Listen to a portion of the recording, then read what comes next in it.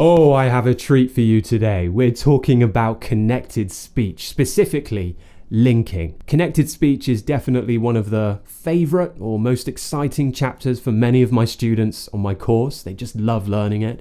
And I'm very excited to talk to you today about one of the most important and probably the most common part of connected speech in English, which is linking. Why? Why do we connect our speech? What's the point? Well, it's to make our words join together, to allow us to sound more fluent, to let our speech flow like a river very comfortably. It kind of stops us sounding like a robot. So what is linking? Linking is when we join a consonant at the end of a word to the vowel at the beginning of the next word. Let's take a phrasal verb. It happens a lot in phrasal verbs. Watch out. If I have a friend and he's about to be hit by something like a car, he's standing in the road and a car's about to hit him, I probably wouldn't say, watch out. Watch out, right? You see how I've joined those two things together and it's flowing together nicely. Watch out. Look out. Now remember, this is really important. It's not about the spelling, it's about the sound at the end of the word. So if it's a consonant sound, if we have a word like once, it ends with an E, right? That's the spelling, but the actual final sound is a S, once. So if we had once in, we would use that S sound, once in a while, once in a while. We're joining all of that together. So we know the rules. It does get more complicated. There are some things I need to talk to you about when we do it with an R, when we do it with a T, when we do it with an L, and that will come a little bit later in this lesson. First, I think we should probably do some practice mini sentences. I went outside today. I went outside today. So went ends with a T, that's a consonant sound, and out begins with ow, which is a diphthong, which is also classed as a vowel sound. So went out. Imagine it as a bridge. We're bridging the two sounds together. Went out, went out, went out. Sounds better when you speak faster. I went outside today. When is it? When is it? When is it? What is it? What is it? Turn off the light. Turn off the light. There are a lot of people here. This one's a bit more challenging. I'm going to talk more about this later, but we use the word are to join these two together. There are a lot of people here. There are a lot of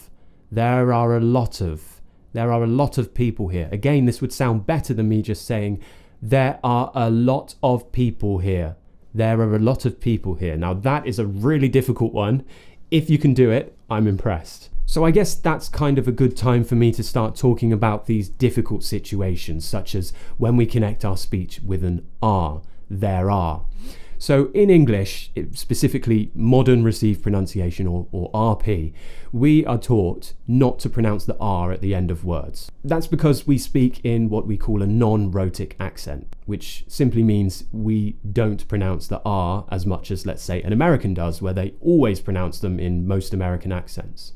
Sometimes we can use that R as a bridge, as a connector, and if it's there in the spelling, but it's not there in the pronunciation, we can use it if the next word begins with a vowel. Where? There's an R there, and phonetically we could place that at the end of the word, right? Where are you? Where are you? The teacher is cool. So usually in RP we would say teacher. We don't pronounce the R at the end, it's replaced with what we call a schwa sound. However, in this case, because we have is next, we can use that R to connect our speech, and it will sound completely British. The teacher is cool. The teacher is. The teacher is. My mother is amazing. My mother is. So we're using the R. My mother is. My mother is amazing. We're using the Z at the end of is to join to amazing as well, because amazing begins with a vowel. My mother is amazing.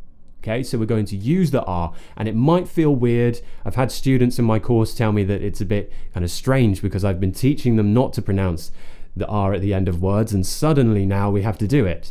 but this is what takes you up to that next level of speaking. Another interesting one is when we link with an L. In received pronunciation, a word which ends with an L will be what we call a dark L.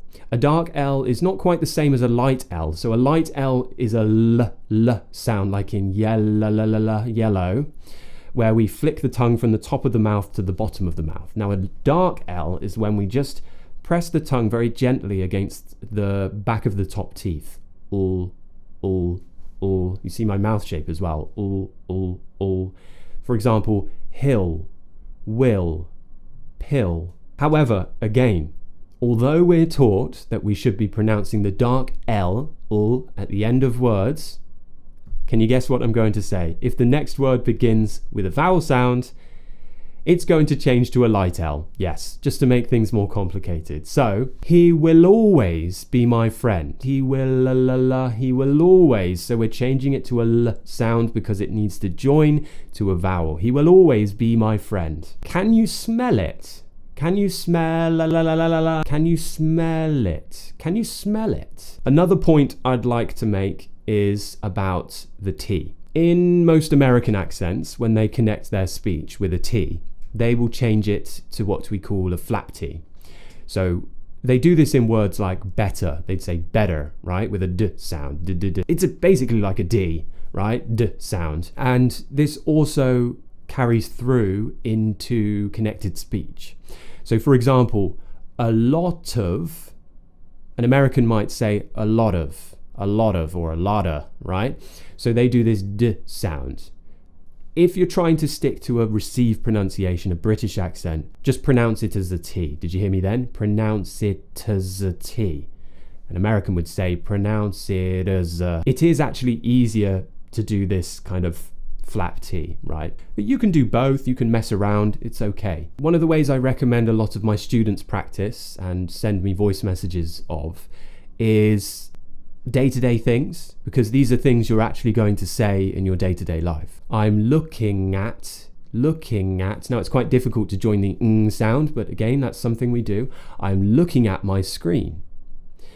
I type on my keyboard. I type on my keyboard. I stand at my desk. I stand at my desk. So now, quick task. Think about 3 to 5 things you do every day. Wake up, for example. There you go, there's some connected speech. Try to find some situations where you can connect your speech and relate it to your day-to-day life. It's a great way to practice. Another good option is using phrasal verb. For example, shut up, watch out, get off, look up, come in, come off, pop out, heat up. There are so many phrasal verbs where the first word ends with a consonant and the second word begins with a vowel. So another great thing that you can experiment with. Read books. Look for situations where you see a consonant followed by a vowel. You'll see it so many times. Another great way to practice. Another challenge I could set for you is to watch this video again and try to note down every time you hear me connect my speech. Now, just a quick disclaimer, you don't need to connect your speech every time. If you're speaking and then suddenly, after you've spoken, you realize, oh, I just missed a consonant and a vowel combination. What do? I didn't do it. It's fine. You don't need to do it every time. Just where it feels right. Remember, there are many other types of connected speech.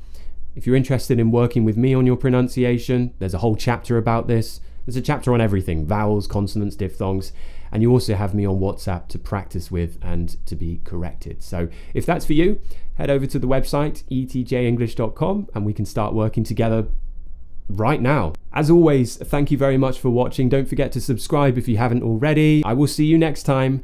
Cheers, guys. Bye.